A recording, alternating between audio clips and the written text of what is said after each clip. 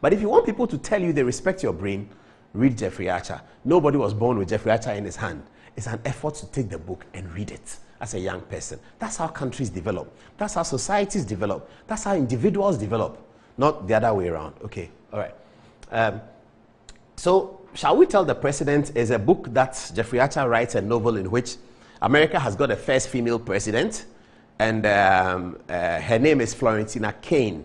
Now, if you know Jeffrey Archer's novels, he kind of connects them.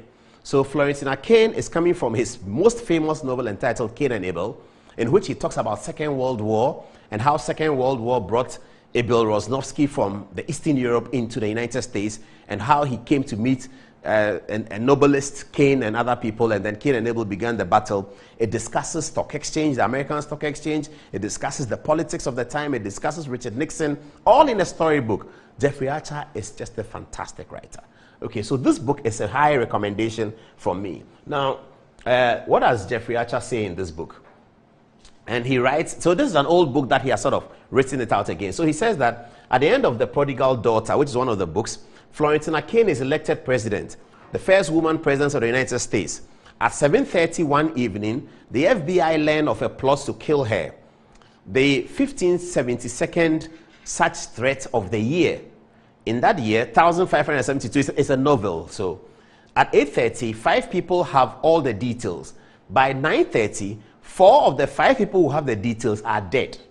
This is a book you should grab for the weekend. If you're a young person, Charlie, get into it. Jeffrey Archer tells everything about American politics. He continues, FBI agent Mark Andrews alone knows when the killer will strike.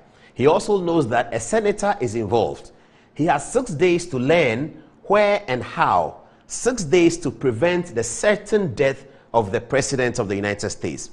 A storyteller in the class of Alexander Dumas, that's what the Washington Post said about Jeffrey Archer. He's a storyteller in the class of Alexander Dumas. So that's the note. And then he comes on and says that, when I first wrote Shall We Tell the President, I set the story 6 or 7 years in the future.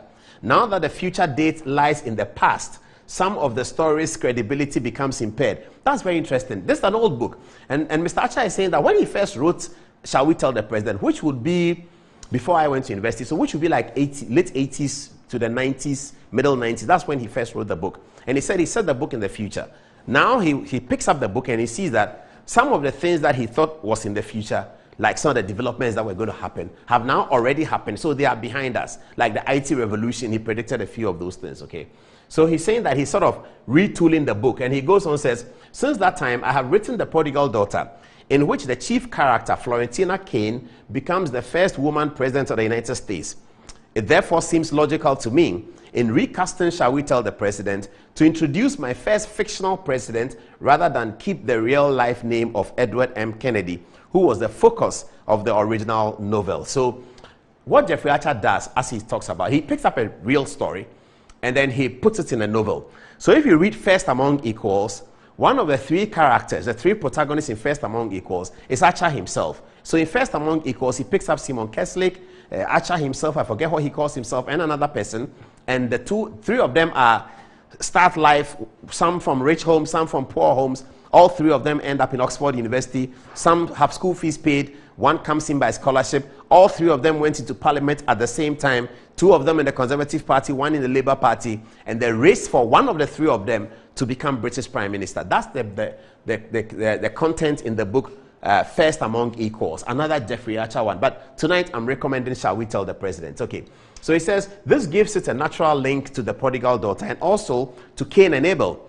I have not altered the essential story of Shall We Tell the President, but a number of significant changes, as well as minor ones, have been made in this revised reset edition. So where's my copy of the book? Can you grab it for me, Mikhail? Please. There's a bookshop in Labone here.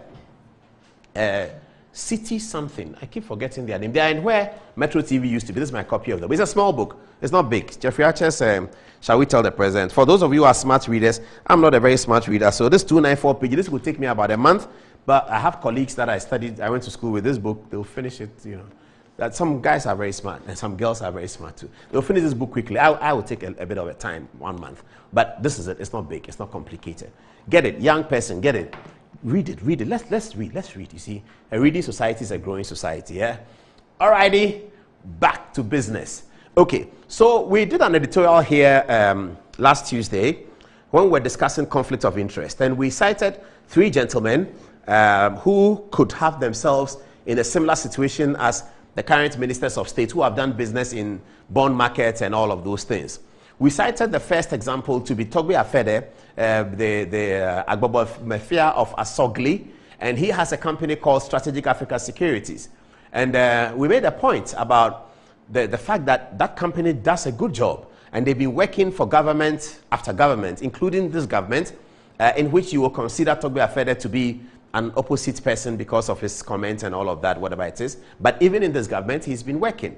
And that if tomorrow he becomes Minister of Finance, the only requirement for the perceived conflict of interest is for him to disclose his beneficial interest in Strategic African Securities and then promise to recuse himself. The point we were making is that this so-called animal that they call conflict of interest, it's there, it's recognized by the law, it's recognized by the Constitution, but there are remedies created to it. We found out and told you last Thursday that the remedies created for it in America are the same remedies created for it in the United Kingdom, okay? The remedies are simple. A person must disclose and a person must recuse himself.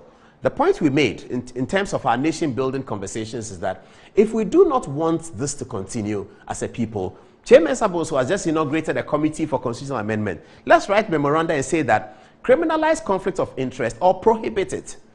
That's all we are saying. We are not saying it is bad, it is good. No, that's not the point. The point we are making is about the future, and it's about nation building. That this conflict of interest that you point out against one person can be pointed out against another. So we indicated the history of the Ministry of Finance and people who had been there, who were clear beneficial owners of some of the institutions that are within and under the Ministry of Finance, banks and insurance companies. We made all these indications, and thankfully our people and opponents did not come back on that because those are facts. I keep saying that the things we say here, they are all true. There's nothing we say here that's untrue. So you can't see us. In fact, when the SAS guy wrote to me, and I can show you the text, when he wrote to me, I noticed that in his statement, he was urging me, so you have to retract, and I thought he was suggesting something about legal action. I laughed, and I wrote back to him. I said, Chief, this your threat of legal action is hogwash.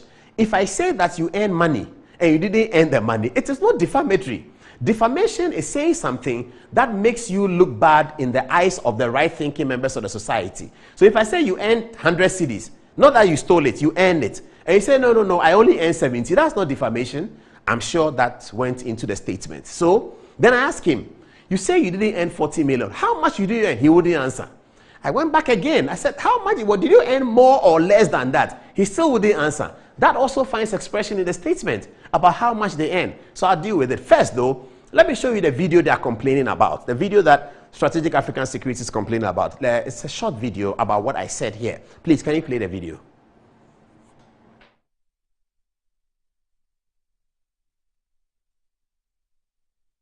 1 minute, they'll play it.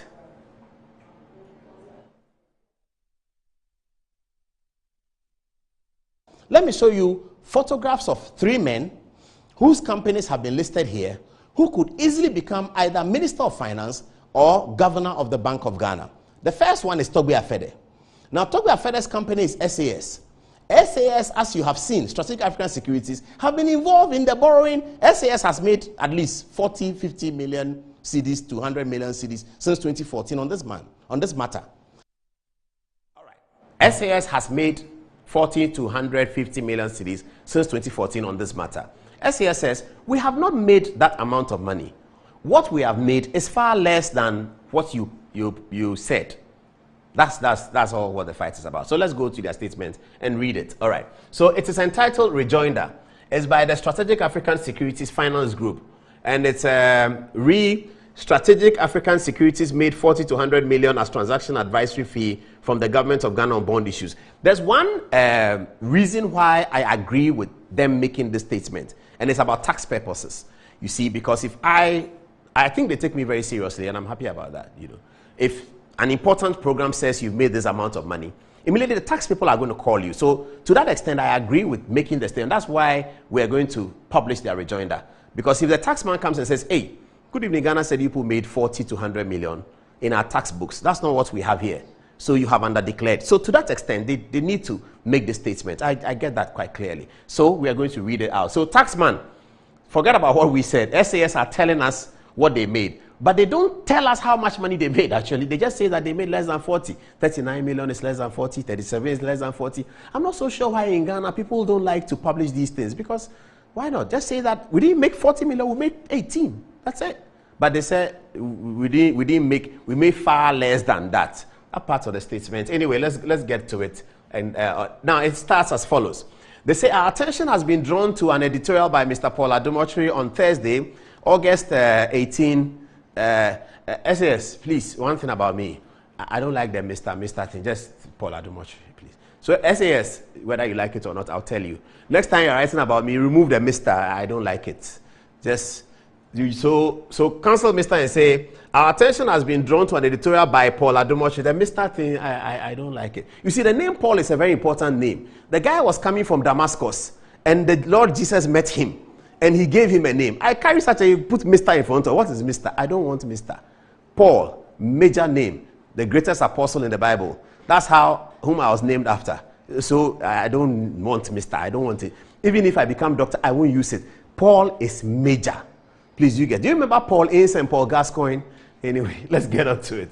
Our attention has been drawn to an editorial by Paul Adomotri on Thursday, August 18, 2022 edition of Metro TV's Good Evening Ghana program, in which he said, among other misrepresentations, that SAS made 40 to 100 million in advisory fees on various government of Ghana bond issuances since 2014.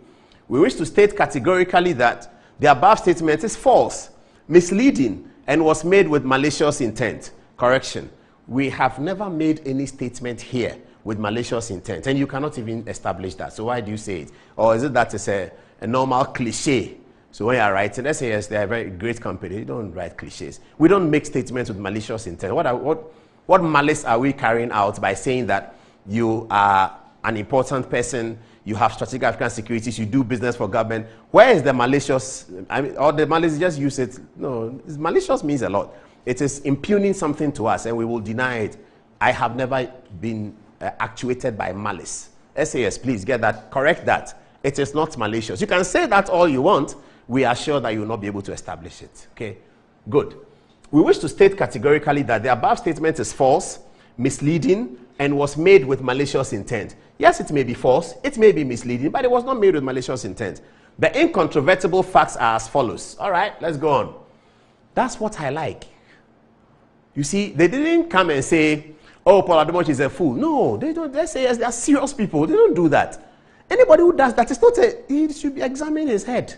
Or her head. Anybody with that? Somebody says something, he says he's a fool. No, he's a fool. Saying, come and say, you see, they said that what you said is not true. These are the facts.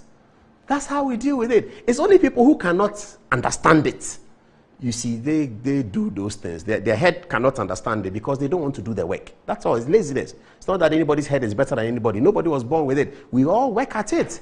But those who are lazy, they just like gossiping. They don't want to read a book. They come up and do those things. Okay, let's get on with it. Okay, so these are the incontrovertible facts that they are addressing. One, SAS acted as co-managers of Government of Ghana Eurobond issuance in 2014 and 2015, and as sub-co-managers of 2019 and 2020 Eurobond issues. Okay, all right, so back to the political question that we raised. Notice the years in which SAS do their work. 2014 and 2015 is Setekwe's era, no problem. 2019 and 2020 is Ken Ofori-Attah's era. And the Setekwe is NDC, Ken Ofori-Attah is opposite. But Strategic African Securities qualify in both instances, irrespective of the political links of their founder, Togbe Afede. Irrespective of that, I don't know what Togbe Afede's political links are, but I'm just making the point that irrespective of the political links of Togbe Afede, his company was selected by government and was paid by government. Because when you do that work, you get paid. Even if you don't get paid 40 million, you get paid something. This is the point we have been making. And same with Ken Ofori-Attah, whose company was selected in 2014. Is it the case, therefore, that when he becomes Minister of Finance, the company should not do that business? I'm throwing the question to you. Let's make a decision and say, no, you can't. So that if Togbe Afede becomes Finance Minister and they do a bond issuance, and then they put it up there for people to apply, and SAS apply and say that we were there in 2014, we were there in 2015, we were there in 2019, we were there in 2020, and then in 2027, you say that he is Finance Minister, so they should stop. I think it's a bad argument. Some people think it's a good argument. It's a decision for us to make as a nation. right? Okay, so SAS outlined 4 different bond issues in which they participated. 2 from Setekpe, 2 from Ken Ofori-Atta. 1 they were paid by Setekpe, the others they were paid by Ken Ofori-Atta and Charles Edou-Boahen. All right? 2, SAS was also appointed through a competitive bidding process as joint book runner of the Adinkra Domestic Bond Issuance Program from late 2015 to 2017. You see, they put there that they were appointed through competitive bidding. Same as Data Bank, appointed through competitive bidding. Whether Ofori-Atta is minister or he is not, it's competitive bidding. And this is what people cannot understand. I'm not saying it's good or it's bad. I'm saying this is how it works. If we don't like it, we should pass laws to outlaw it. We should pass regulation to prohibit it. You cannot just talk about that anyhow. They are saying they came through competitive bidding, and this process, I will show you the interview with Eric, you hear it. This process, it always goes through competitive bidding, almost automated. So if you are a finance minister, you cannot do anything about it. It's like let me not label that. I said that in the interview, you see it. So SAS was also appointed through a competitive bidding process as joint book runner of the Adinkra Domestic Bond Issuance Program from late 2015 to late 2017. 3, with regards to the Adinkra Domestic Bond Program, the mandate of the joint book runners expired at the end of 2017. There was an invitation for new tenders thereafter, and SAS submitted a bid but was not selected. Okay, so they are suggesting all kinds of things. They say that they selected a bid, but they were given a bid, but they were not selected. SAS should tell us why because they will not just not select you, they will write to you and tell you something. If they didn't get any letter, they should tell us that. If they got a letter that indicated why they were not selected, they should tell us that too. But this is where you see the disingenuous thing. Some of it is here. All right, let's move on. In respect of the multi-year Eurobond program instituted in late 2019, the foreign advisors on behalf of the government of Ghana sent an email to SAS in March 2021 with a letter for us to sign to withdraw from the program. Please find attached the email and the said letter below. Great, I like their paragraph 4. They are alleging something. They said somebody wrote to them and asked them to withdraw, and they have attached the email. But in 3, where they said that they were not selected, they don't attach any letter which indicated why they were not selected. They don't. I don't know whether there's one, but they don't. But if there is, they should, so that we can have a comprehensive understanding of what has happened. Okay? All right. So they said somebody wrote to them in 2021 and said they should sign to withdraw. All right, cool. We wish to state that the total fees earned by SAS from these mandates did not amount to, but was actually far less than 40 million, and thus cannot be presented as falling between 40 million and 100 million, as stated by Paul Adomotri on Good Evening Ghana. Okay, well taken. SAS, you didn't earn 40 million as I said. You said you earned far less. Can you, in the spirit of freedom of information, tell us actually how much you earn? This issue of, we've received allowances and a lot of allowances, so we don't want ex gratia, without naming the allowances, it doesn't help the conversation. Let's get the facts, so we'll deal with it. You did not receive 40 million. We accept that. You received far less. What is the figure that you received? Because whatever figure you received, it was paid to you by the government of Ghana. And therefore, people of Ghana can be interested in the information. And I am interested in the information. So if you can, tell us what you actually got. We said you got 40 million. You said you didn't get 40 million. We will defer to you on that one because you got the money. Okay. So what did you get from government of Ghana? So that we all know how much it is. And this issue of you don't want to disclose because you don't want it to look in a certain way. Disclose. Tell us. Was it 39, 38, 37, 36, 18, 14, 7, 6, 2? Otherwise, we will use freedom of information to get the facts from you because the law has been passed by Akufo-Addo. We can use freedom of information. SAS know that we can use freedom of information to get information. They know that more than anyone else. So if you don't tell us, we will come and put it here that this is what SAS got. So hurry up and tell us. We want to know. People of Ghana are interested. It was Ghana that paid you the money. Come and tell us. You didn't get 40. What did you get? Don't be... Okay. All right. So this is the most important paragraph for us. We wish to state that the total fees earned by SAS from these mandates did not amount to, but was actually far less than 40 million, and thus cannot be presented as falling between 40 to 100 million as stated by Paul Adumochi. Very well taken. But the onus is back on you. The ball is back in your court. SAS, I pray thee, SAS, Freedom of Information Act says that you should give us the information. If you don't, we will apply for it. Come and write it here. We will write it here. The SAS, this is what you got. And you know we can get the information through the Freedom of Information Act. Actually, as I speak, I know it. SAS, I know it. I know. Because since you put this out yesterday, I've been researching, I've asked. I have been told the figure. But don't you know the figure went to Parliament? It's in the parliamentary record. It's there. It's a calculation of something. So we just calculate the 0 point something. We know what you earn. So hurry up and say, otherwise I'll come and say it. All right. Okay. We find the disingenuous attempt by Mr. Paul Adumochi to draw SAS and his founder, Togbe Afede, into the current debate about the apparent and patent conflict of interest in selection of firms to act as bond market specialists very distasteful. SAS, this is a very serious statement you are making.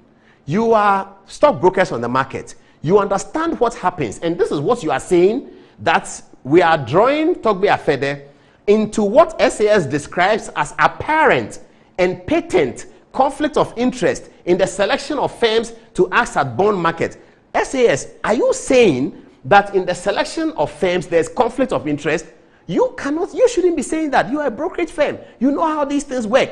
You know there's a process. You know there are criteria. But you are saying here, and you are calling somebody disingenuous, and you come and write a big company like that. You are, if investors see this, do you know what is going to happen?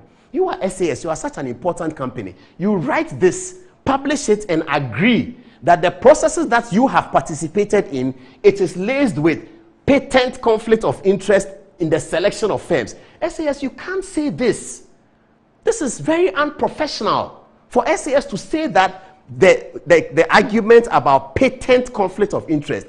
SAS, I don't know which lawyers wrote this, but didn't it occur to somebody that we are a brokerage firm? Like you're a bank. You can't write, you don't have any basis for this, and you say it. You are a serious company like that.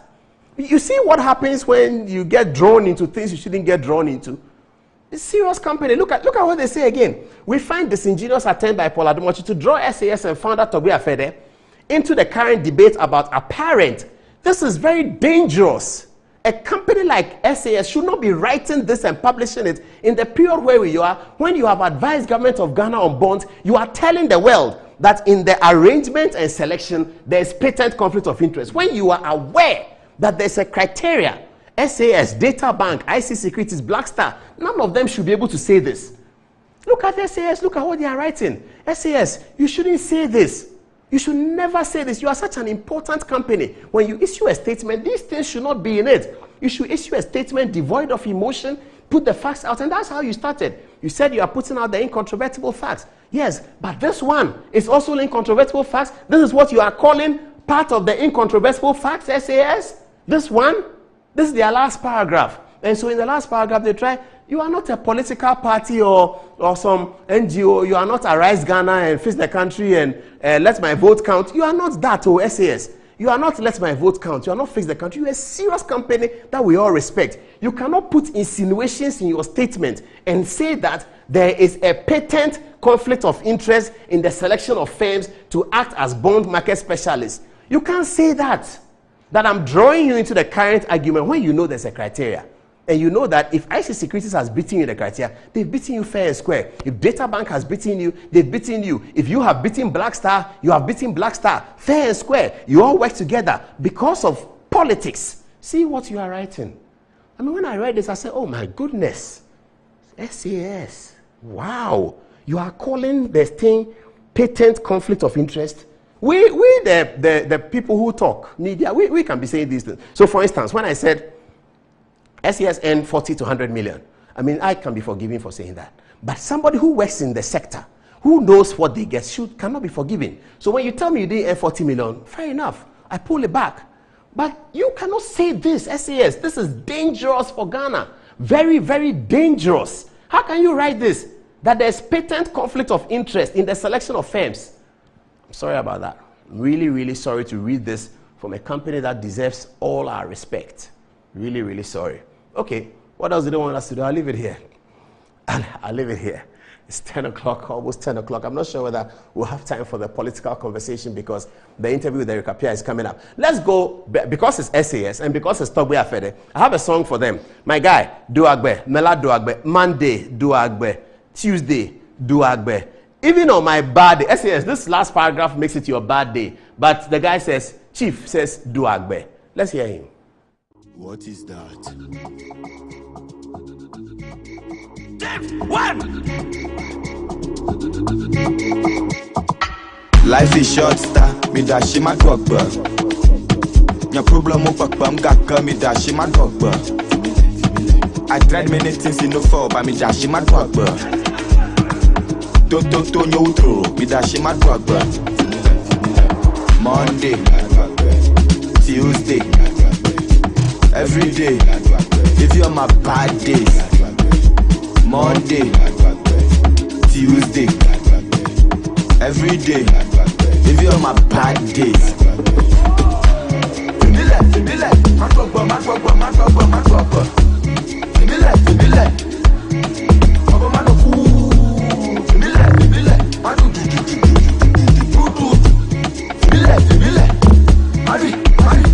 My love fit my lack, but my love grateful. Masa go my life I do la painful. Na mak boda do, man no da go my la plateful. If I thought say God no dey force I be ungrateful. No dey stress yourself, I trust yourself if you not kill yourself. Only you feel right yourself, you dey right yourself, I dey right myself. Big money, I need it to function. You get wahala so I dey move with caution. Like I go shake body. Town no dey cry say walk your body. What is that? Monday, Tuesday, every day. If you're my bad days. Monday, Tuesday, every day. If you're my bad days.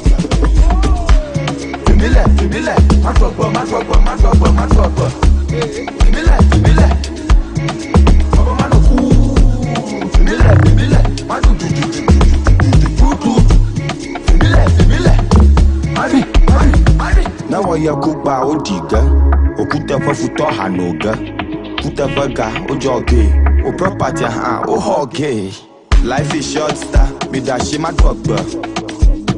Your problem of I'm gaka. Me da she my dogba. I tried many things in no fall, but me da she my dogba. Don't neutral. Me da she my dogba. Monday, Tuesday, every day. If you're my bad days.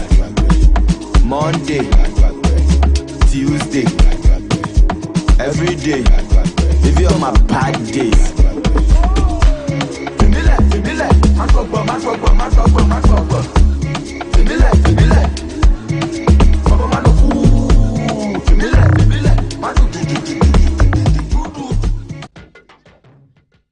Okay, so that's Megbo. There's something happening in the NDC situation, And then they ask me, why do you want to talk about NDC? But who should I talk about?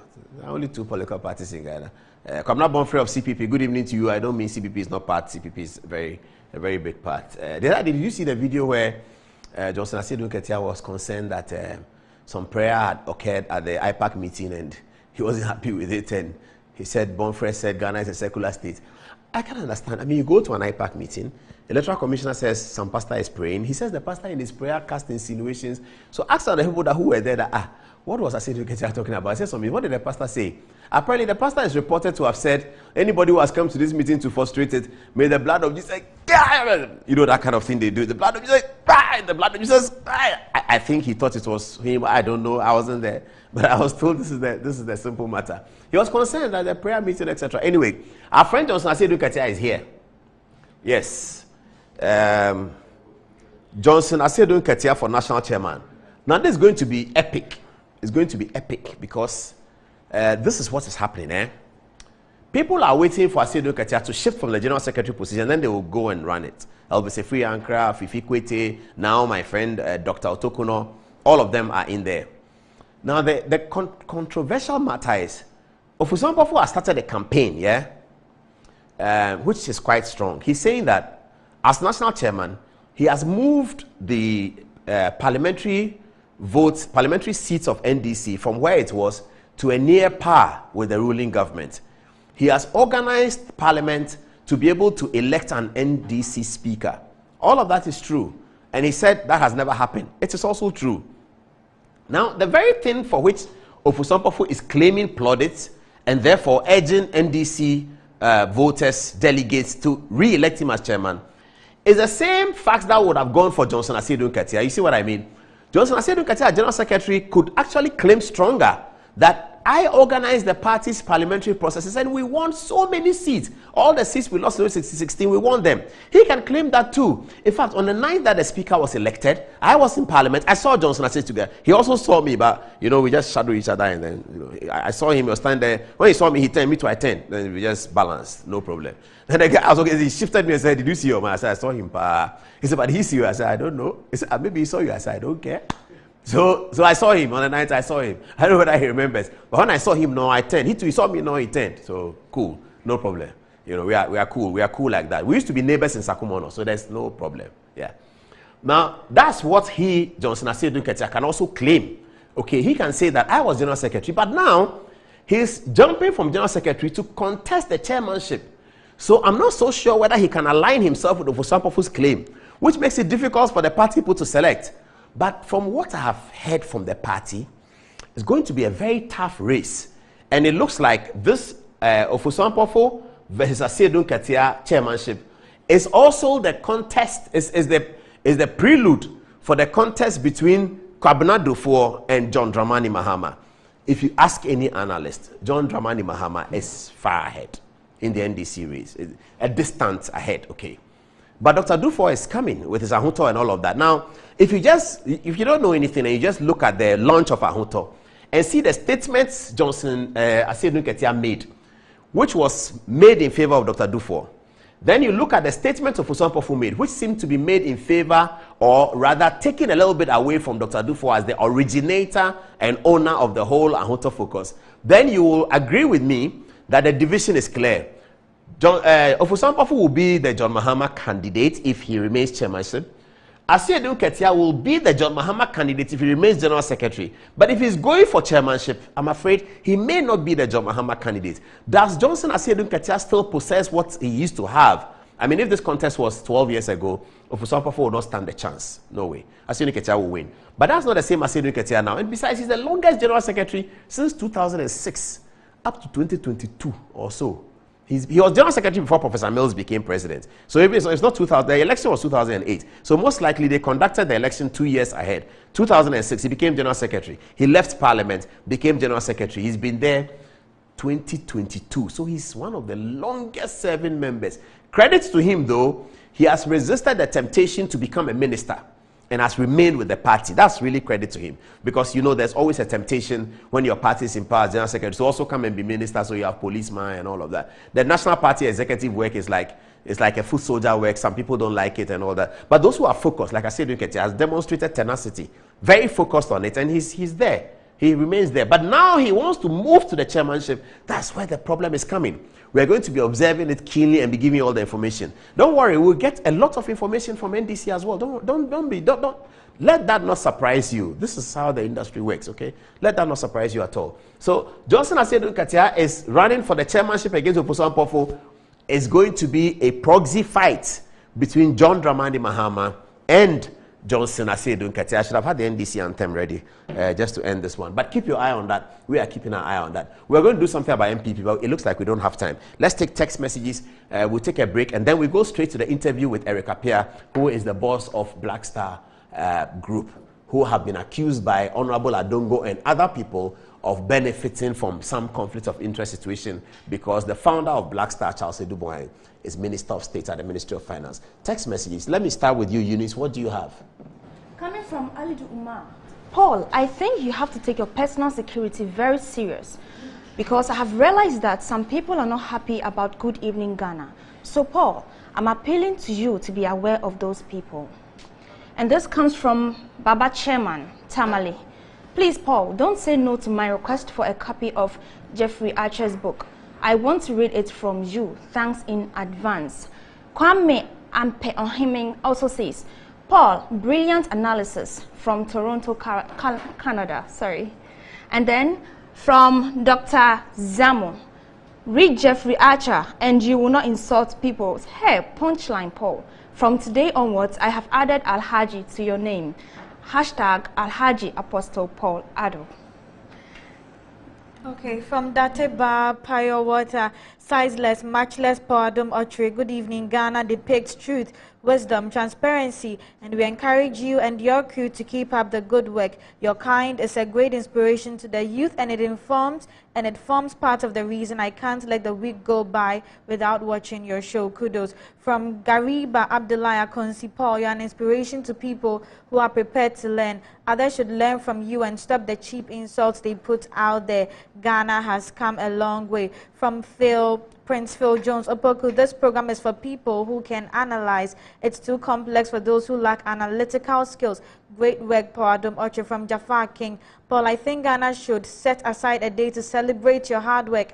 I must confess, you are a legend, and I wish you never die, so that the next generation will witness how you love Ghana. I will urge you to be fearless, because the village champions calling themselves journalists will insult you and call you names. And finally, from Master Planner Junior Kintampo, read Jeffrey Archer and you will not insult people. Hey, Paul, punchline. But Paul, the thing we say, they can't read the book, and even if they do, they won't understand it. In case they understand, they can't use it for analysis like you are doing. You are holding the heavyweight championship title. Alhaji Bob CD says, Paul, you are trending, yo. No amount of witchery, wizardry, jealousy, and envy can stop you from trending. And Nana Ikuamwa Boating Ablekuma Central says, Champion Paul, Obiabwa, you know get size. A very special greetings to my brother Hakman Owusu Ajiman, TESCOM President's hopeful of Accra Technical University chapter.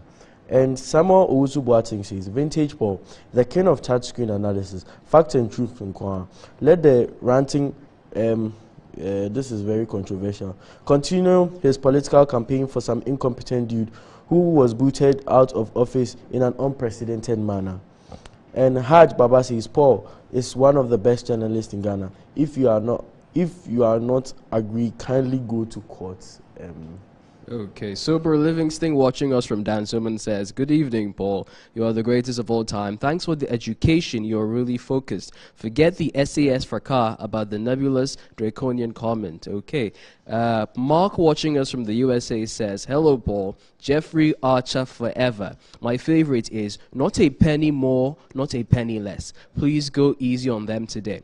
The Afro Optimist says, good evening. My name is Isaku Suedu, and I recommend you this book titled The Republic by Plato. Alidu Yao from Sunyani says, good evening, Apostle Paul and your team. You are doing a great job for Mother Ghana, and I hope you live long enough to mentor others. You're really taking journalism to a different level. As it stands now, you are the standard in journalism, because I have never heard any response from a reputable company responding to the man in black glasses. Thanks for the education and information. Daniel Akan Yindepo in Navrongo says, the evening just got exciting because the political animal is back to clear issues. And Abuaji says, Paul, in fact, you are too much and I love your work.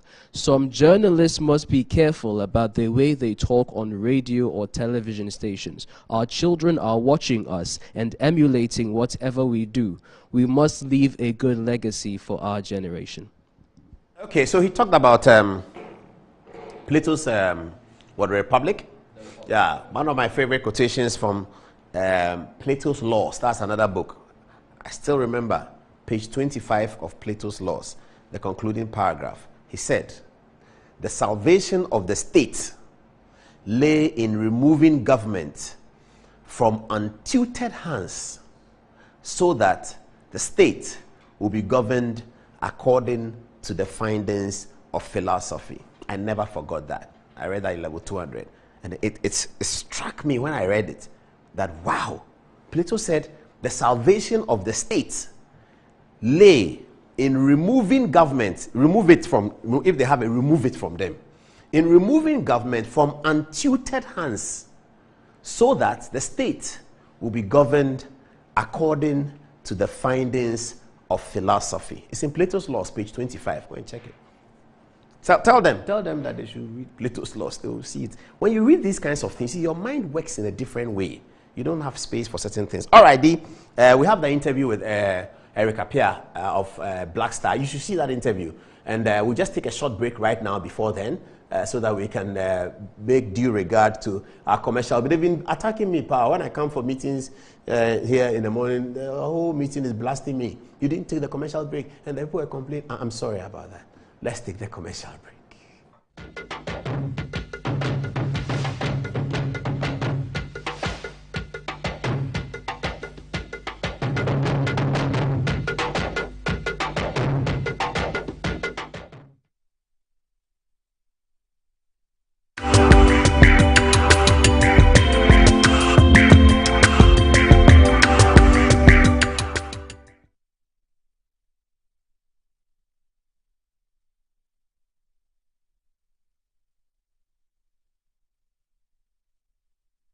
Madam Highlands, wake up. I come. Now wait, swear. I come, pa. Madam Highlands, I'm Ephraim away. Ephraim doesn't come. Madam Blenda is swear. Blenda doesn't come. Because I won't come. But I come. I come. I feel way dear asun. A Hisense Factory Direct promo. Factory Direct promo no stress. Hisense showroom baby. Enyeme omunyina. Saturday turn no. Sana ye turn no. Everything 29th August. I come 8th September. I'm on for Congo. Watch no fear no shop me. Saji nekani kono e sanoju.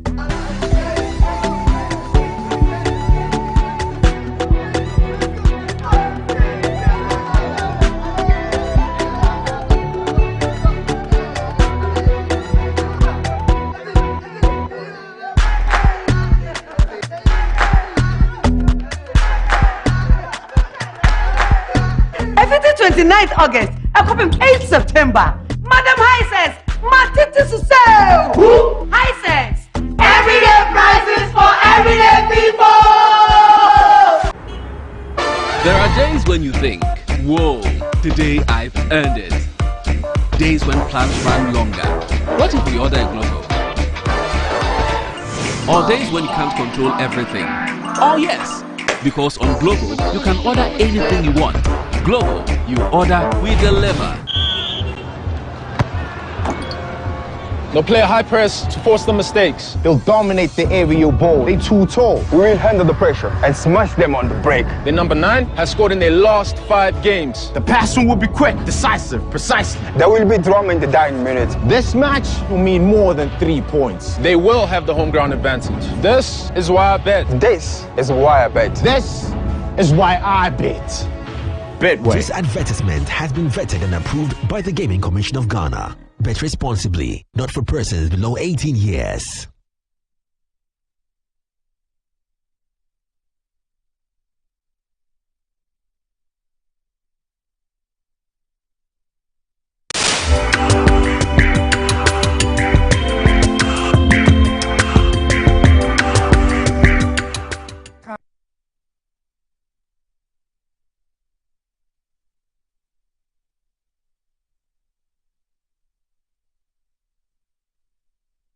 Okay, so there's been complaints after our editorial on Tuesday relating to DataBank last week that Blackstar Advisors, Blackstar Brokerage, or the Blackstar group of companies founded by Charles Edubuan is also participating, according to Honorable Adongo, who said that here on Metro TV's Good Morning Ghana. This evening, earlier today, sometime around 7 o'clock, just finished recording, Eric Appiah, who is the leader of the Blackstar group, graciously granted an interview to us. We asked him all the questions that we could master, including some of the difficult ones. Here is an interview which is about 45 minutes long. Here it is, recorded earlier, but it's very, very interesting. Pick up everything. Send your text messages to our social media, and then we'll read them. Over now to the office of Blackstar here in Accra, and I'm sitting with Eric Appiah. Okay, viewers, so we have here Mr. Eric Appiah, who is leading Blackstar. Blackstar has been in the news since all of these controversies about conflict of interest. You know what we had done about conflicts of interest in relation to DataBank, but after that, people were concerned about, they said, well, DataBank is okay, what about Blackstar? Blackstar was founded by Charles Edubuan, who is Minister of State at the Ministry of Finance and Economic Planning. And before then, he was a Deputy Minister of Finance and Economic Planning. Before then, originally Charles graduated, I believe, in chemistry or so. And then he went into business. He's worked with JP Morgan. He worked with Stanbic in South Africa. And then he set up Blackstar here in Ghana. The issue at hand right now is that having set up Blackstar and then later went into politics to be minister, Blackstar is gaining advantages with Ghana's borrowing. So we are here at Blackstar to sort of sort it out in the way that people can understand. Eric Appiah is going to help us deal with it. Thank you very much for your time, Eric. No, thank you, Paul. Okay, so the big story is that Blackstar, conflict of interest, no money, you don't have money. Government issues bonds because you are connected to Charles Dubois and you go and sell the bonds, take your money and give the government their money. That anybody can do, I can do, anyone can do. That's the allegation. And then there's another allegation that says that your company was used to supplant Strategic Africa Securities SAS that belongs to Togbe Afede, and therefore in 2021 SAS did not show up in the co-managers for the bond issue, the domestic one, the what you guys call the BMS, and yet you guys showed up. So we want to understand, first of all, this company Blackstar is how old? Oh, Blackstar is 16 years old, I'm proud to say. I wasn't here when it started, but you know, I lived and worked in the UK and always admired from afar the work that, you know, Blackstar was doing, and some of the other companies like DataBank and SAS. And every summer I would come, I would spend time going to SAS. I actually know some of the people there. I would go to DataBank. And I'd go to IC Securities. So what are you? Are you a stockbroker? Are you a banker? What did you study in school, if I may ask? Sure. I did a degree in maths with statistics. A degree in mathematics? Yes, with like statistics. Calculation in mathematics? Yes, yes. I'm a bit of a nerd, yes. So you're a mathematician? I like to think that I like numbers, yeah. Okay. And then you got into this, you know? Sure. No, so after studying math, the question was what I was going to do, and what really caught my curiosity at the time was investment banking. So I worked for some of the larger European banks, Deutsche Bank, went over to another US investment bank, and that's really where my bond career started. That was in 2003, where I was a credit derivatives analyst. And that involved trading bonds and credit default swaps and all of those things, which was a very exciting time. But you know, having grown up in Ghana, the idea was always to come back to Ghana to do what people like Ken, Togbe, David, and all of those people had done. And, you know, I admired them from far, you know, because I think it was high time that, you know, we as Ghanaians were able to use the talent that we have to improve the country. So in 2012, I decided to return to the country. And I have a great relationship with IC Securities. That's where I cut my teeth. In sort of the Ghanaian market, and I was an executive director there responsible for the capital markets. So you worked at IC Securities? Yes, I did, and okay. It was the most fantastic experience. And you know, this whole conversation I find very interesting. You know, people want to pit companies against each other. The brokerage market is very interesting. It doesn't matter how I feel about you as another brokerage company. If my client wants a security and you have that security, we could be having a fight. But I have a fiduciary duty to execute at the best price.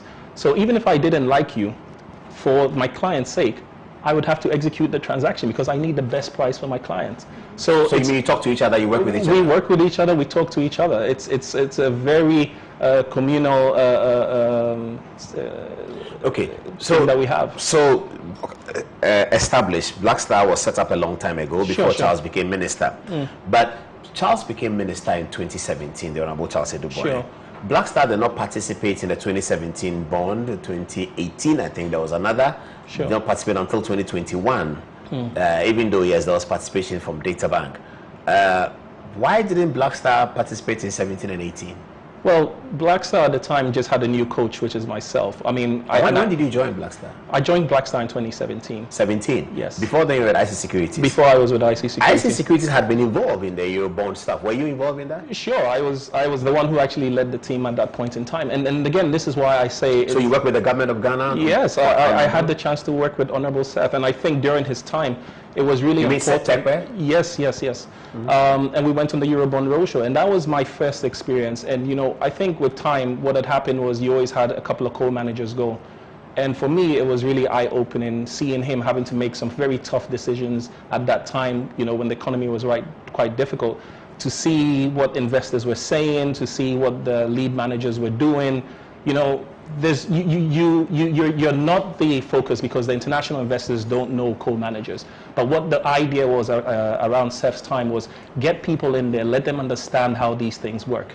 And I happened to be in the room at that time, and it was so had IC such a profound effect on them. the team at IC Securities, which you led, yeah, qualified on a certain criteria to be co-managers. Was there a criteria? Yeah, sure. And IC Securities is a great firm. Like, look, people might not give them credit, people might not like them, and it's probably same for us. But IC Securities has mobilized over $2 billion at the time I was there into Ghana's local capital market, and that's a great achievement, right? I mean, in our community, we're not very public facing. We face more institutional clients. So very rarely would you see, companies like ours face individuals. We mostly face corporate institutions. Yeah. Okay, so the point I want to get from you is that in terms of Eurobond, bond, the domestic market, government raising money, you are well versed in it. Is that what sure. you're telling us? Look, and maybe Paul, I'll take you a little bit back. So when I joined IC, the World Bank at the time wanted to do a local currency bond. It was $1 billion. I worked in that transaction because I was at IC at the time. Again, great learning experience. Fast forward to about 2013, when the National Bond Market Committee was set up. That committee was set up to go and investigate in South Africa what the bond market was like. I was part of that. There were people from the BOG, the SEC, the GSE, and I think at the time the NPRA. And the whole idea was to go and understand how it worked. So coming back in 2013, we had the opportunity to work on, or I had the opportunity to work on my first bond, which was a Ghana Home Loans. It was the first mortgage-backed bond in Ghana. And that's a prospectus I wrote, with obviously the team at IC at the time. And that was a great innovation for the market. The idea was that, look, people should be able to buy bonds, and once people buy bonds, people can afford their homes. And that was just the first one. Then we had the second opportunity to work on AFB, which is now Lechego's bond program. And it would interest a lot of your viewers to know that we worked on that bond. Which bond is this? The Lechego bond program. It was started off at 50 million, now at 300 million. We still have a great relationship with them. And who is that? Chego? Lechego. Okay, who's that? I don't know. Lechego is an interesting company because for most people who do quick loans, every time you press that button and you get money, that money comes from most likely the bond program that we created. I see. So the millions of people who access quick loan as we speak today are benefiting from a bond program that was created in the capital markets, and that's something we worked on. I get that by and large. So yeah. I think we've established Eric Appiah's proficiency in this industry. Sure. Now let's come back to the big issue of conflict of interest with Black Star. Okay, so you guys, you co-managers, what do you do? In my explanation on television, the cursory lay explanation, I just said that it is like a government goes to the market to borrow. If a government is borrowing from IMF or the World Bank, it's like government to government. There's no middleman. IMF gives the money. But if you go into the open market to borrow, the government goes on their credibility. This is our economy. We are growing at that, and we expect more money. And then they ask you people to sort of find the people who buy the bonds for them. Sure. Is that a lay explanation, but is it correct? And can you add more? Sure. So, and I think we have to be, and again, financial markets tend to be quite nuanced. So it's really important that we make clear. There's a primary market, local. There's a primary market, a secondary market that exists as well. When you are sort of recruited to do some of this work, typically the banks work in the primary market. So T-bills. So T-bills has been the preserve of banks for a long time.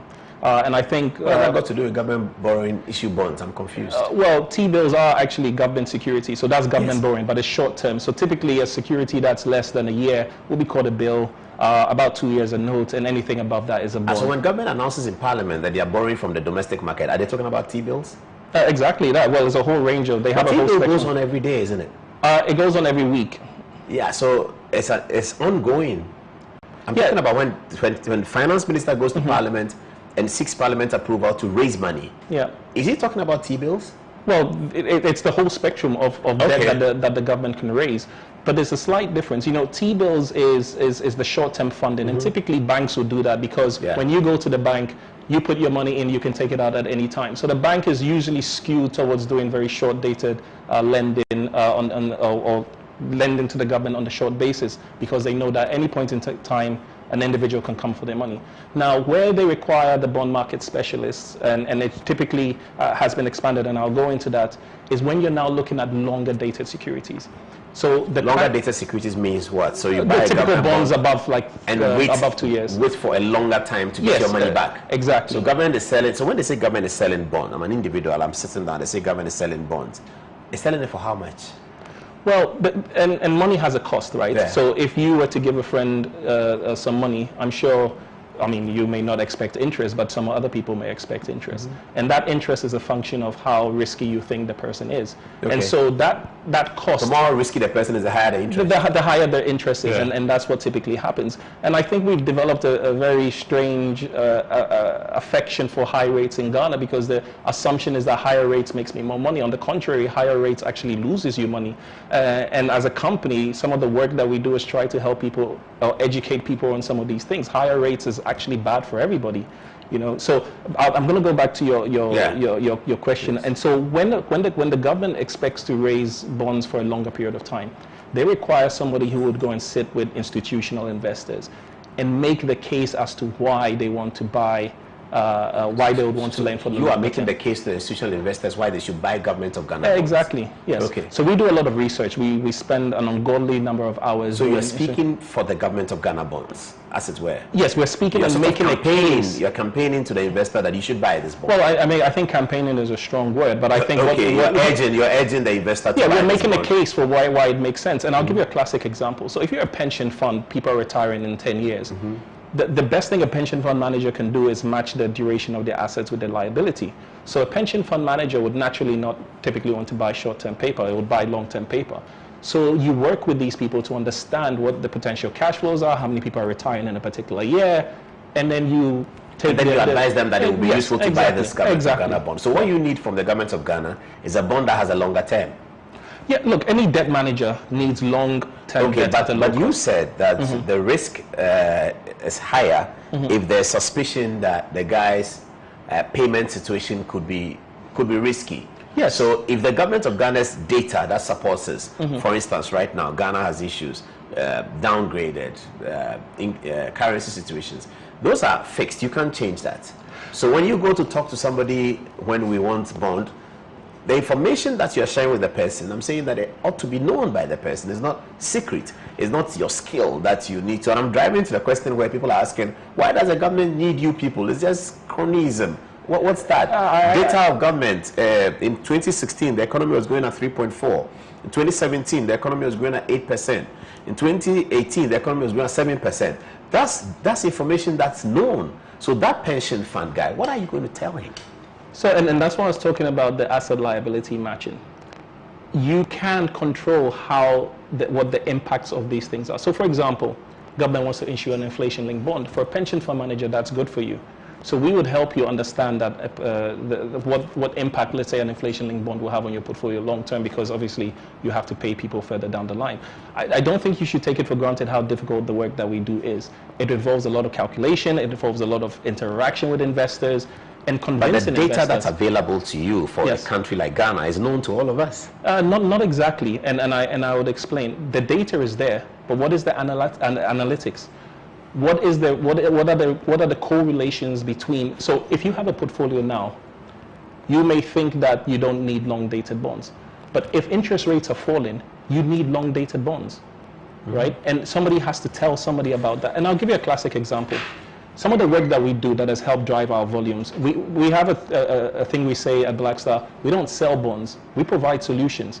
So if you are an individual, let's say a corporate, that has some cash flow needs, we help you structure a portfolio. So whereas typically maybe one of our competitors may just buy a bond for you and go to bed, we look at those cash flows and we may buy you 6 or 7 bonds to help you meet those cash flows. Okay, so you're making the point that government still needs these intermediaries. Yeah, it's very. Is it the same with important. any bond issued by any national government? If Norway government, the Norwegian government wants to issue bonds, the Danish government wants to issue bonds, the American government, do they all go through these kinds of processes? So for those markets, their markets are a lot more advanced, and that is why this capacity building is important. Because if you've never done it before, how would you know what it's like? And I suspect that as time goes on and as we get used to this process, most of these people would actually find their ways, the way into the Ministry of Finance, and therefore the Ministry of Finance may not need to then have all the brokers around. But it's still very important. So you're saying that there could be a time when Ministry of Finance could have capacity? Yeah, I mean, therefore will not need the brokers. Exactly, and that's fine, and that's actually what we would prefer. Are we building towards that? But that is why you have an expansion of the current JBR system to the bond market specialists. There are 3 international banks, 3 domestic banks, and 3 brokers. The idea is that all of these people come together, local capacity building, and we're able to transform the way the debt management works. But if we are building if we are building local capacity, if we are helping you build local capacity, why are we paying you? You should be paying us. I'm talking about government. If government is helping Erica Pear, IC Securities, SAS to build local capacity and therefore brings you in by a certain criteria, they select some of you to join it. Why are we paying you? So I think I find the question very interesting, because when a bond is issued, and for example, if the government pays you 18%, the 18% is what you get paid. Yeah. We get paid 40 I think about 30 bips, 30 or 40 bips, which is next to nothing compared to the person who actually owns the bond. You earn 20%. Yeah, I get that. But the person owning the bond must earn money. He's lent to government. Yes, right? but we go at great lengths to actually do that. So you are getting the person to lend to government. Yes. Okay. In doing so, you're building capacity. Yes. And you're earning money. Yes. Okay. Viewers, I'm sure you are following the conversation, so we will continue like that. Now, okay, so let's come to 2021.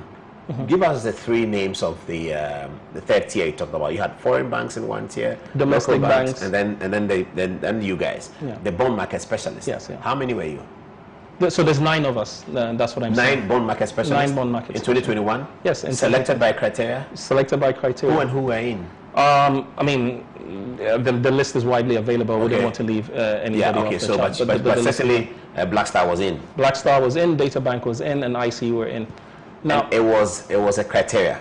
The criteria was set. I mean, the RFP was very clear as to what they required. Which RFP is the request for proposals from the Ministry of Finance. Yes. And they said what they needed. Yes. And so companies pitch for it if you felt that you were okay. So you pitched and you got selected. Yes. Some people did not get selected. Is that correct? Is that possible? And that happens. Know? And you know, it will interest you to know that we've pitched in the past and won. Again, as I said, in my previous firm. And so for us, the silence between 2017 and now was to actually build a team. Like Blackstar has a new CEO. Charles is not in the business. He's for as long as we're concerned as a firm, he's retired. He has absolutely nothing to do with the business. Well, if the business makes dividends, he earns some of the money. Well, but that's as a beneficial owner, right? Yes. But we've never paid any dividends. We've never paid. Most of the funds we get is reinvested back into the company, into the young men and women we see here. The idea was to build a local champion that is able to take us. That said, let me now come back to this political question. Yeah. So the criteria was put out, the request for proposal RFP from the Ministry of Finance was put out. You pitch, okay, hypothetical. Assuming that the Ministry of Finance, the cast at the Ministry of Finance was different. It was not Ken Ofori-Atta. It is not Charles Dubois. It's not John Kuma and Honorable Abena as MPs.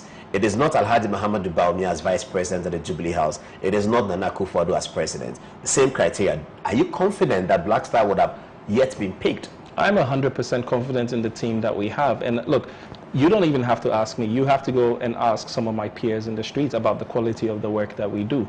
We are very client-centric, and look, as I said, we provide solutions to our clients. And those solutions is what has made us has taken us or brought us to where we are. Look, I doubt very much. Is the process transparent enough? I've seen a process in 2014, which I published on TV, which was completely transparent, and they had a criteria of over 100. They allotted 35 to, I think, 45 to experience, and allotted 5 different categories.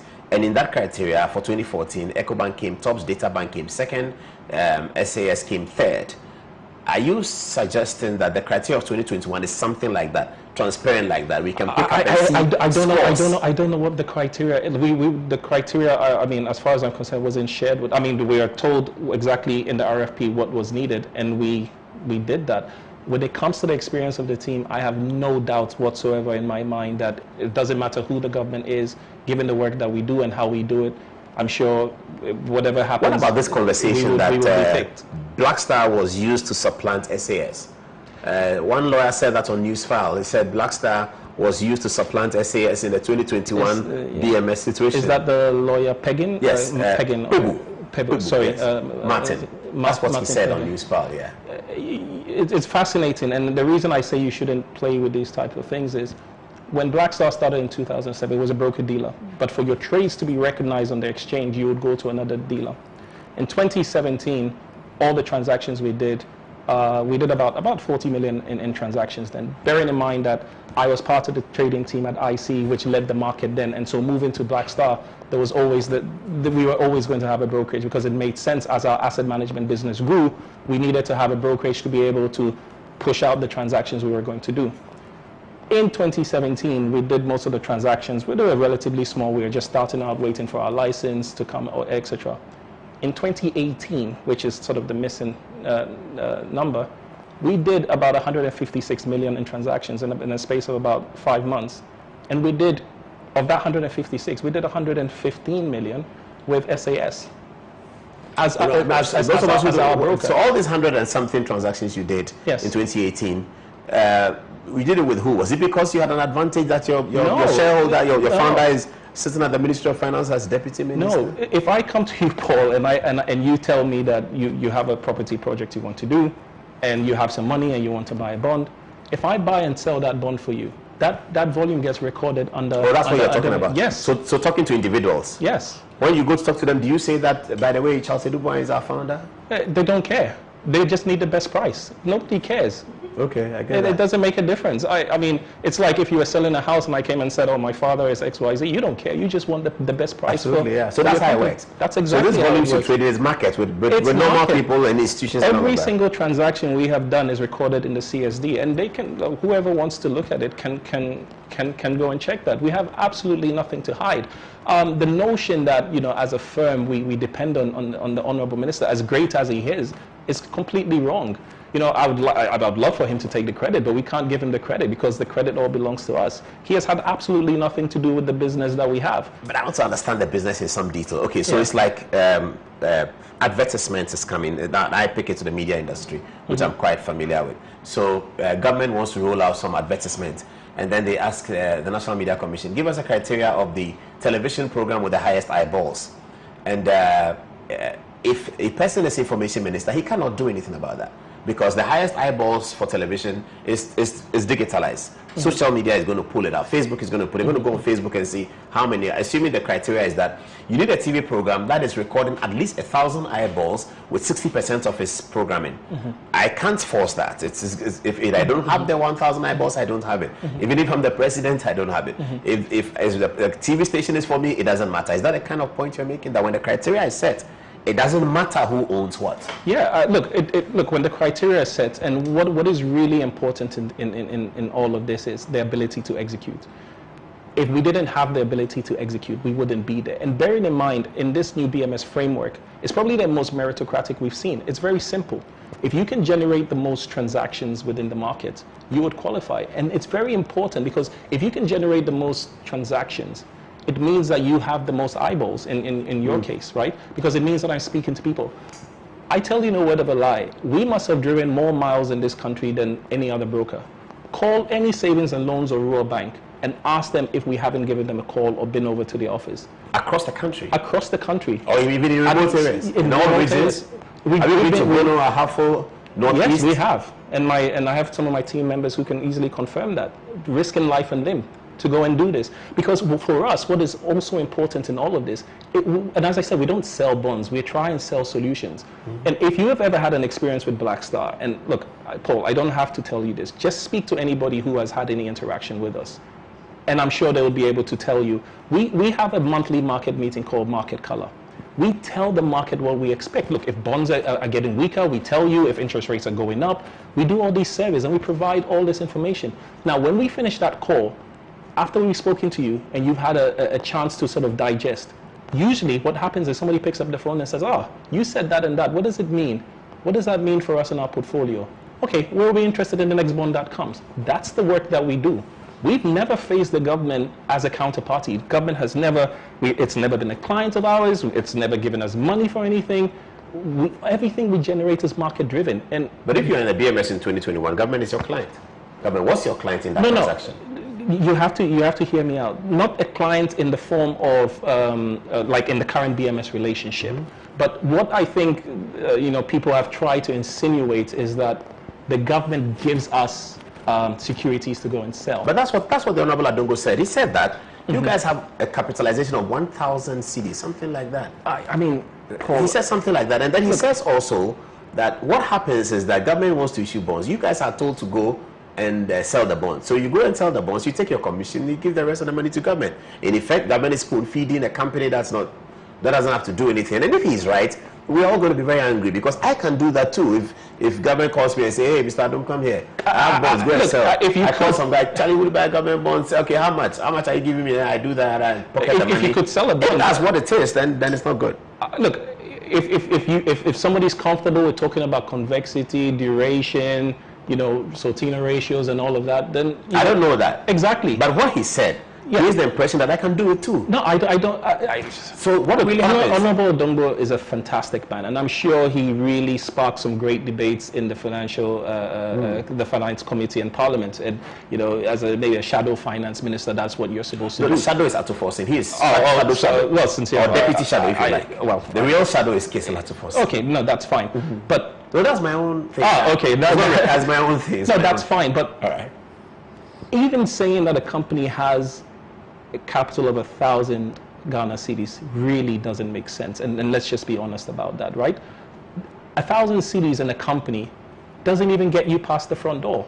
So it's impossible for us to have. In 2008, when Black Star Brokerage was incorporated, it had 100,000 Ghana cedis. At that time, that was the equivalent of $100,000. Fast forward between 2008 and 2017, when we had we've had rapid depreciation of currency, etc. When I took over the company, we had to inject another 1 million Ghana cedis into the business. And that's what we used to grow, to build the team up to the point where we felt that we could now go out and pitch for business and do all of those things. But to come back to the idea that the work that we do is easy, look, we are proud of what we do. Not just that it's easy, but it's actually unnecessary spend of government money, because really, government is issuing bonds. You can get the investors yourself. Why are you putting people in the middle? But who will get the investors? That's the question. Yeah, but the impression he gave is that it's very simple. But what forum? And again, and I mentioned this, we interact. But with do you buy the bonds and sell it? No, we don't buy the bonds. We engage our clients. We give them a view. We tell them what we think would happen. Investors then make a decision as to how they're going to execute a particular transaction. That coaching and sort of work is not done by the Ministry of Finance. Can it be done by the Ministry of Finance? No. I don't know. It can't.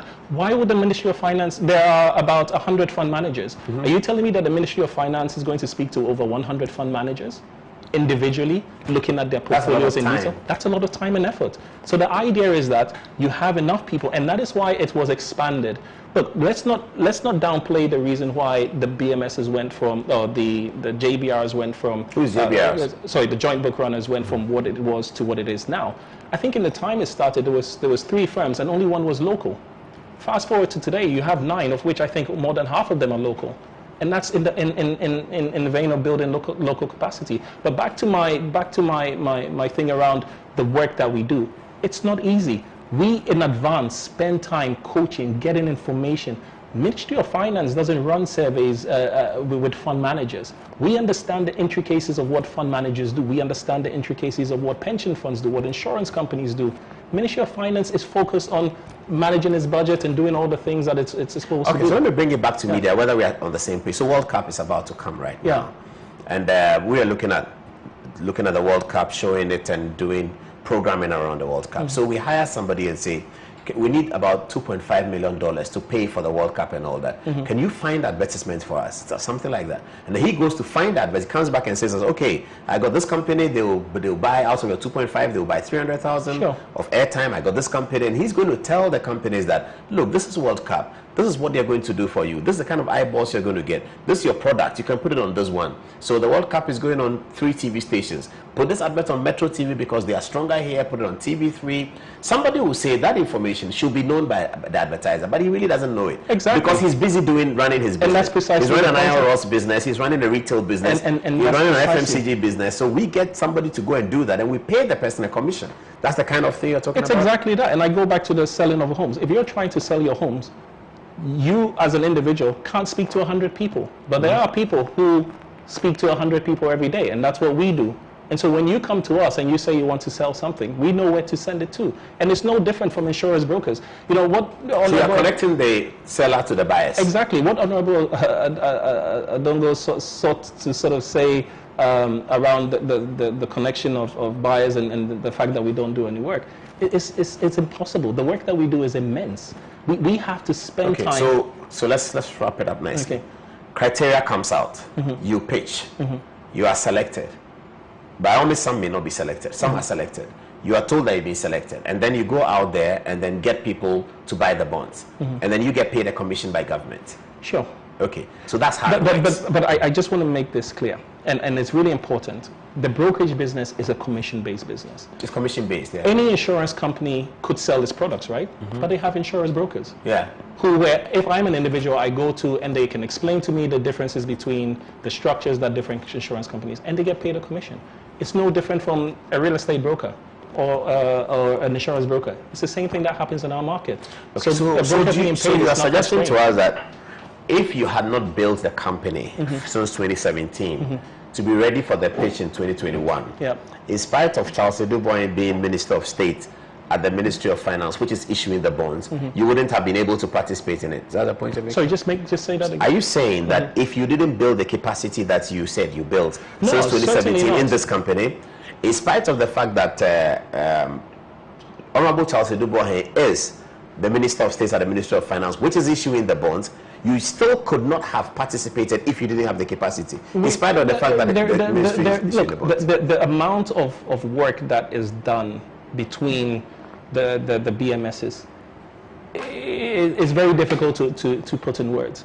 We hired a data engineer, data scientist, and a data analyst to go back as far as 2000, looking at trends in our inflation rates, trying to understand the correlations between our currency and our inflation, and are there signals. We've done work on trying to understand what an inflation-linked bond and the impact that it will have on their economy is. That work is not work that anybody can do.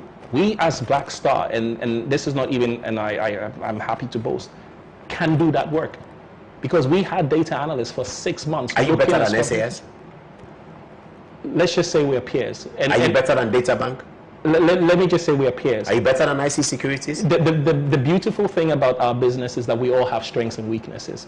IC Securities is great at what it does. Do you recognize one of your weaknesses being that Charles Edubong is in the Ministry of Finance and people are going to raise these issues? I really wish that it didn't happen that way. But we're in a unique situation where you're in a school where your father's a headmaster and you're doing well, and the assumption is that you're getting the answers, and you can never do anything about that. But I'm sure at some point in time. That's interesting. You're in a school, your father is a teacher. Yes. And then you get the maths right. Yeah. And I think that and everybody, and it's a unique case because it doesn't happen to everybody, because it's not very often that a teacher's son is in the class. But it happens, and I heard you mention some examples. And it's used for political fodder, right? And that's what I think is dangerous. And Paul, I think I want to make this point. You can come after us. You may not like us, but we are very good at what we do. The work that we do is really important for the government of Ghana. Now, when people play games with these sort of things, and just imagine all the headlines that are going on. Black Star causes financial loss to the state. Charles Edubong's company does this. He is in the middle of negotiations. That weakens his hand because the person sitting opposite him is all of a sudden reading this and is talking to him and has a different impression. But he should tell the person it's not true. Well, you can say that, but in this sort of world of finance, any little bit of information is important. Now, I'll tell you what that does. You may think that, oh yeah, you're getting back at him. I mean, we're in silly season now. We're a few years away from an election and people are going to use this as whatever. But the people who pay for this may not be Honorable Charles at the end. It's the ordinary man and woman on the street Look, Ghana's debt currently is 80% held by Ghanaians. If Charles is at the table negotiating with an investor, and you have these sort of headlines, and the investor decides that Ghana is risky and says, well, you pay me 1% more. 1% more on our outstanding debt is the equivalent of about 2 billion Ghana cedis. 2 billion Ghana cedis in our current dispensation is enough money to do all the things that government says is going to do. So I am just making a point that, look, we are not the enemy. I tell you, we are not the enemy. We do our work. We will do this work for free. And in fact, as a company, look, we take these sort of allegations seriously, and we will review our processes and see what we will do. But it's important for people to know that we are not here because we got, we just slid in the front door. We know what we do, and you can ask anybody on this, on the Ghana Cup in Ghana's capital markets, the work that we do and the quality and the service that we offer.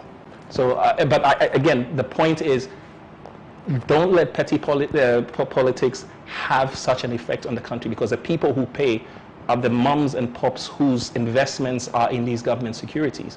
It's really important that as a nation at this particular point in time, we put those things aside, because there are real challenges ahead. Look, the world all over is experiencing unprecedented challenges. We are not the only ones in this boat. So don't rock this boat so that all of us sink just because a few people want to have, whatever it is. I don't care. I'm not a politician. But we see the impact it has on the markets. As I'm saying, a 1% move in your interest rates doesn't hit Mr. Charles Odiboahen. It actually hurts the young men and women who would pay for this much later down in their lives. Look, I'm not a politician. I'm not the one who decides the budget. My job is to find government the lowest cost debt, the best structure that allows us to be able to continue and do some of the work that every government wants to do.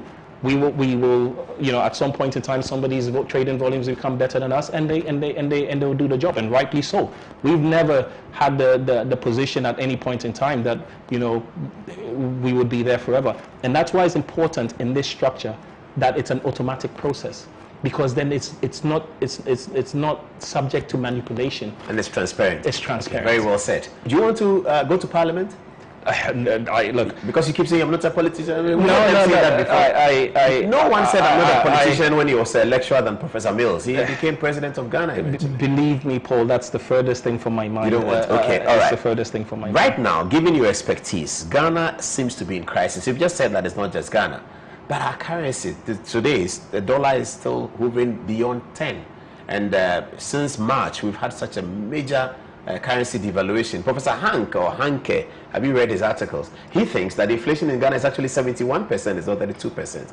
From where you sit as an expert, and the government continues to say they're doing infrastructure, they've kept the lights on, they're paying for education, they've given COLA to civil servants, and government continues to urge us that they're doing the work and that they will also get to fix this problem as well.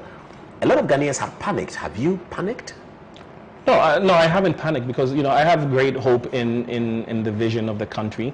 I certainly think that obviously we have challenges, but they're not insurmountable. It just means that we have to take some very tough decisions about what we do in the economy. I think as Ghanaians we have to realize that, and this is why I was really stressing on the point that petty sort of things do not help us overall.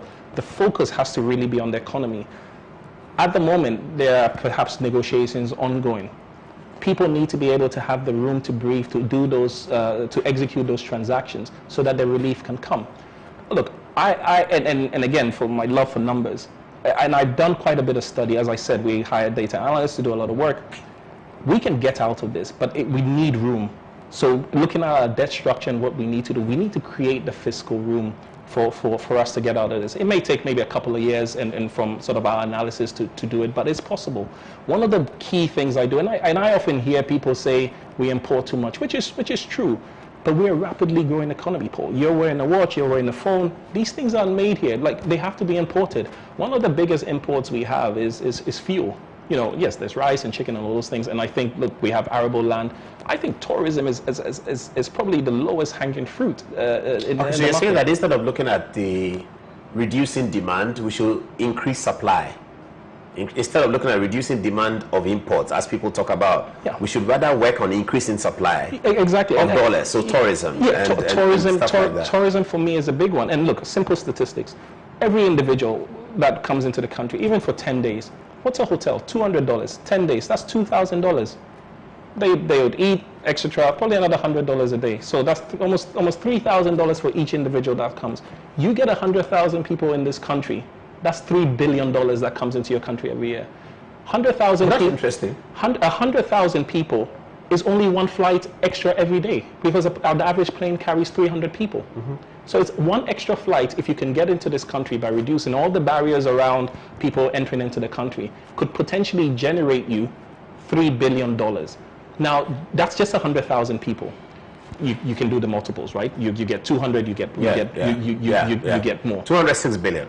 Yes, but the beauty of tourism is that revenue is spread. So if you have tourist sites right across the country, that money gets distributed to people in the north. So some of the money goes to Cape Coast. Exactly. So it goes to Cape Coast. You have, and one of the things we haven't done well is our festivals. There are people who book tickets for the Rio de Janeiro festival years in advance.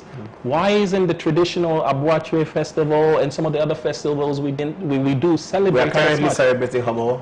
Yes, but Homowo should be more. Look, Homowo is a magnificent example of one of the things that it's in the capital.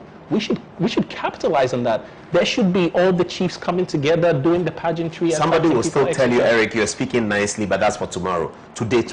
Yeah, no. So what is happening to Ghana's economy? So those things are important and they're low-hanging fruit. Getting an extra plane here is. But that's medium term.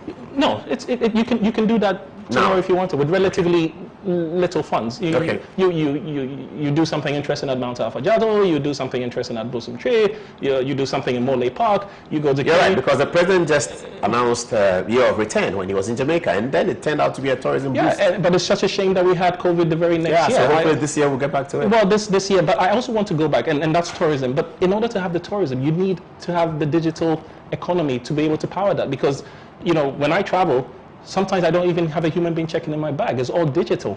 So QR codes and things like that are very important for this tourism ecosystem to exist. Very right about the digitization, because when young Ghanaians came to the airport last December, and some of them had never been, they're born in America, their parents are Ghanaians, they followed their friends, they saw Afrochella on their phone and they came in, their first concern was about their phone.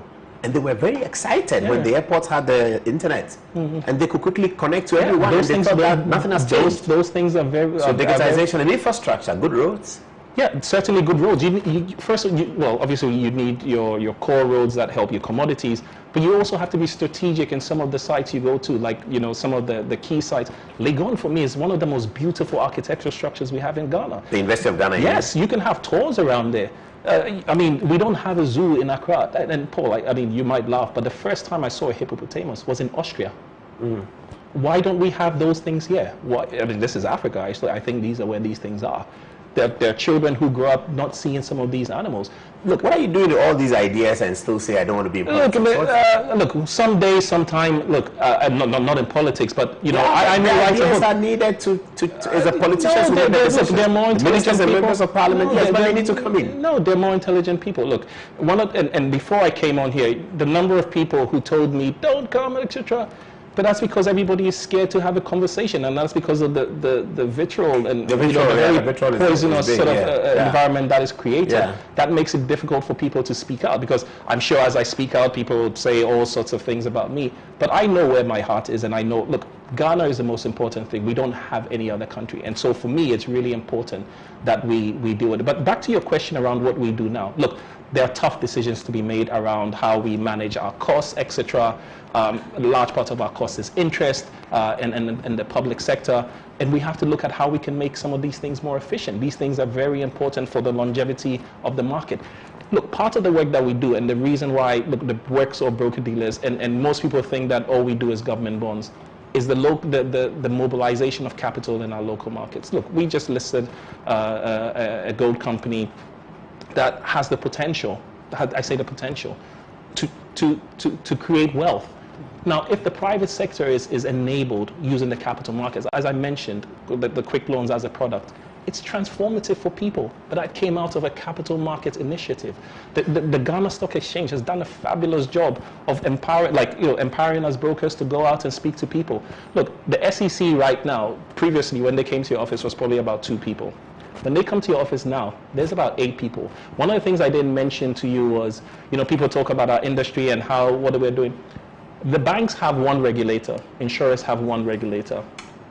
Pension trustees have 1 regulator. Broker dealers, we have up to 7.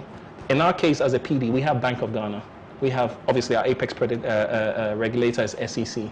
We have the GSE, we have the CSD, we have FIC, we have data protection, we have the NPRA. We have almost 7 regulators. So all the things that we hear about us sometimes, amaze us, because the level of scrutiny now that you have from your regulators is unprecedented. We've hired an AML officer, a compliance officer, and they're separate functions. They sit in different rooms, do all sorts of investigations, internal controls, checking everything. We got queried on 10 CDs from the SEC. The work that they do is very serious. Look, post that financial crisis, they've done an excellent job. Look, one of the things I'm passionate also about is, investing internationally, and the NPRA has, What's NPRA? The National Pension Regulator has rejigged, the investment criteria, and it has opened it up more now. So hopefully we should have that transformation of capital moving from from government basically to the private sector. It will take time as people get to understand how they can access the markets, and companies like ours are there to help people navigate that. We've done it for several clients, and we will do it for several more. But I just want to talk about, currently the things that we're being accused of can easily be checked. There is we don't have a problem. We're happy that you come and sit here. We'll give you some tea and coffee, and you can, to your heart's content, go through everything that we have. Tea and coffee and biscuits. Well, maybe we'll give you because we have to. There's a guy called Rojo Metelnuno who said, you won't know him, you don't like politics. Sorry. But Rojo complained that he didn't get biscuits during the counting process at the Electoral Commission. I have to leave it here, Eric. Paul, I have no idea what. I don't watch much TV. Tea, coffee, and biscuits. You want that tea, coffee, and Kose. Okay, Kose or both fruits made in Ghana. Yes, exactly. Thank you, Eric Appiah. Thank you very much. Yeah. Viewers, that's Eric Appiah.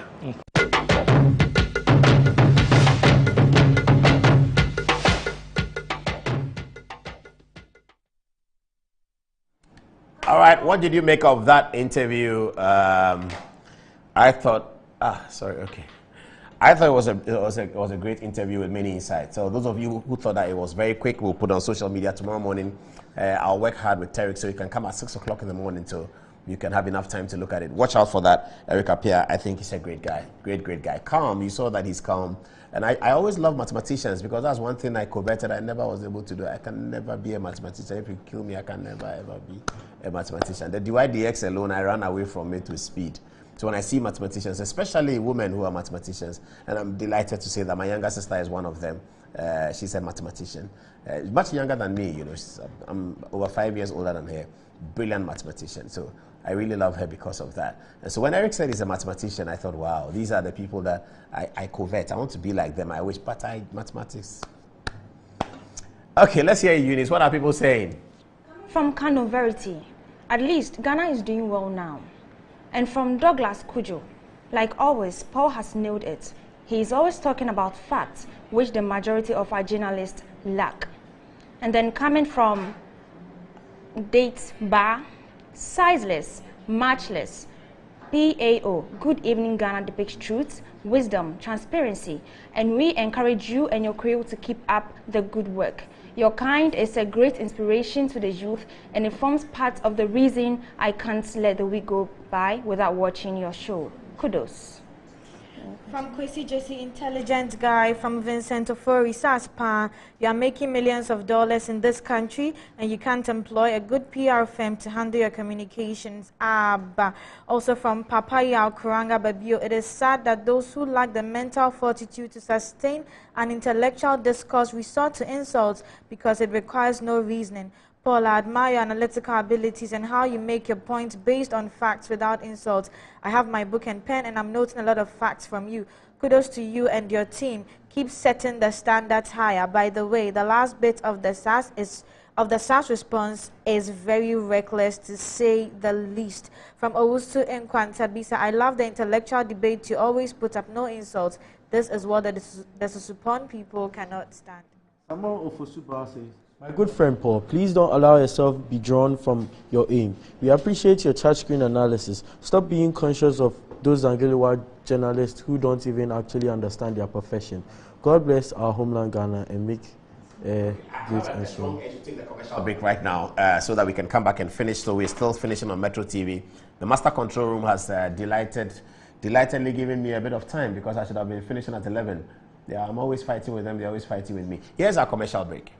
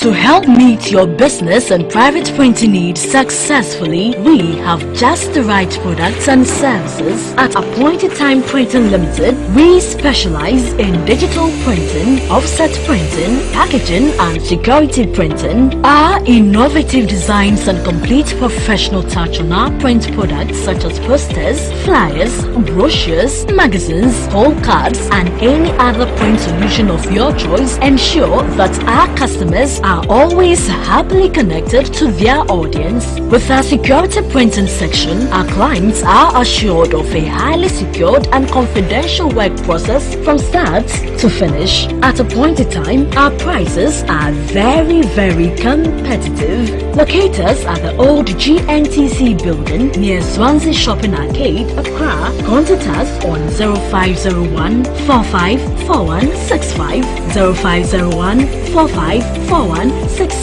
Appointed Time Printing Limited. Our printing is the solution. I'm tired and frustrated. After meeting all our targets, company cannot help us with our health needs. Honestly, they are not helping us. Something has to be done about this. You see, just yesterday I was at the hospital with my wife, and can you imagine the amount of money being charged? So outrageous. Relax, guys. Just leave everything to me. Today I will deal with him accordingly. You have to. I surely will. Today be today. Sir, you want to leave. We are tired. We've been doing everything possible to ensure the success of this organization, but it looks like our healthcare is not taken into consideration. Am I speaking your mind? Yes, you are. And that is not fair. Get a Cosmopolitan health insurance for all your employees today and have an easy life. Call us for your package. Okay, guys, you are leaving because I have good news for you. Cosmopolitan Health Insurance, providing the highest levels of coverage possible to our clients.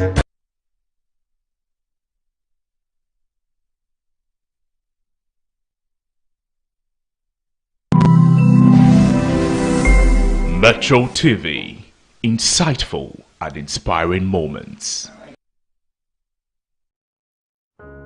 Has Christianity always been one of the religions in the world to you? Oh, hallelujah. Praise God. Christianity is not a religion, neither is it a joining of a church and doing the Christian things like praying and giving and so on. Hallelujah. Christianity is the outworking of God's own kind of life received into the spirit of a man. Whoa! This divine life in the heart of a man makes him righteous, it keeps him healthy, divinely guided in life, prosperous and victorious. It gives you the ability to enjoy intimate fellowship with the Father.